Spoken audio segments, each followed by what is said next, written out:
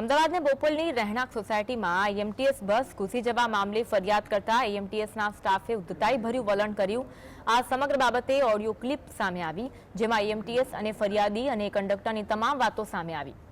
ઉલ્લેખનીય છે કે તાજેતરમાં અકસ્માતમાં વધતા એએમટીએસ દ્વારા કડક પગલાં લેવાની માંગ કરી છે। ભાઈ ડ્રાઈવર પી ગયેલો તો નહીં ને? અરે સાહેબ સાંભળો, હમણે 6 વાગે પેશાબ વાળો ગયો ને ત્યારે પીને આવ્યો એવું લાગે। ત્યાં સુધી તો નતું પીધેલું। ગાડી ઉભી કરાવી દે। ગાડી ક્યાં છે તારે? બોપલ। હે બોપલ હું રિવર્સ મરાવું છું બીજે।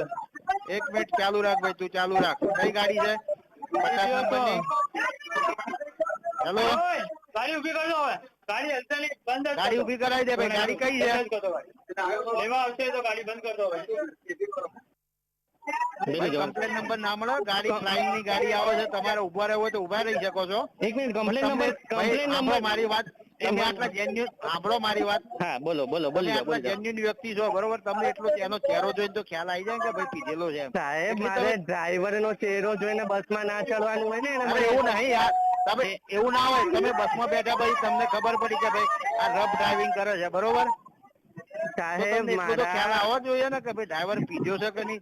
અમને એવી થોડી માહિતી મળે તો અમે આગળની કાર્યવાહી કરી। સાહેબ ડ્રાઈવર સાહેબે તમને, કંડક્ટર સાહેબે તમને કીધું ને કે આગળ પેલા એક સુપરવાઇઝર ને ફોન કરેલો છે, કીધું કે નહીં? તો ત્યારે તમે એક્શન કેમ લીધા? એના સુપરવાઇઝર ને ભાઈ એમટીએસ ને નહીં ફોન કર્યો એને, બરોબર? હા, એને થોડી માહિતી તમે આલો તો એના પરથી ખબર પડે। આટલા 60 જણા હતા, 60 જણાને એક્સિડન્ટ થઈ જાય તો જવાબ કોણ આપત? એમટીએસ આપત? આ 60 જણા તમે એના પર ક્લેમ થાય છે, તમે લોકો સાથે આવી રીતે રમત રમવા માંગો છો? મને કમ્પ્લેન નંબર આપો તમે। અત્યારે મેં ઓનલાઈન કમ્પ્લેન કરી છે, મેં આ ફોન કરીને તમે ફ્લાઇંગની ગાડી આવે છે ભાઈ, બરોબર? ફ્લાઇંગની ગાડીની મારે રાહ ના જોવાની, મેં તમને ફોન કરીને કમ્પ્લેન કરી છે, મને કમ્પ્લેન નંબર જોઈએ છે અત્યારે। તો આ સમગ્ર મામલે વધુ વાત કરીશું। સમાચાર ઝલક અમારી સાથે જોડાયા છે। ઝલક, જે ઘટના ગઈકાલે બની હતી, એએમટીએસ બસ ચાલકે રહેણાંક સોસાયટીમાં એએમટીએસ બસ ઘુસાવી દીધી હતી, જે અંગે જાગૃત નાગરિક દ્વારા ફરિયાદ કરવામાં આવી, પરંતુ એએમટીએસ સ્ટાફે ઉદ્ધતાઈભર્યું વલણ અપનાવ્યું છે। શું ઘટના હતી અને વિગત જણાવશો? 50 નંબરની જે છે તે પસાર થઈ રહી હતી, પણ સોસાયટીમાં છે તે બસ કરે છે તે બસ ચડાવી દીધી અને જે લોકો છે તે લોકોનો આક્ષેપ છે કે જે બસ ડ્રાઈવર છે તે બસ ડ્રાઈવરે નશો કરેલી હાલતમાં છે તે બસ જો અકસ્માત કર્યો હતો।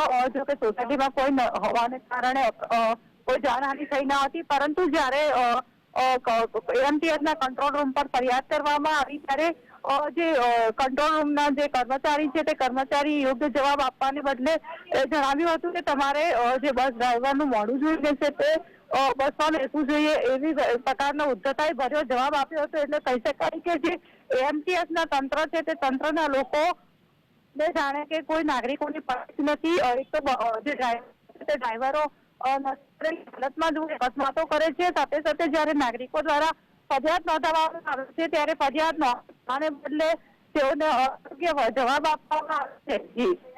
આભાર માહિતી આપવા માટે।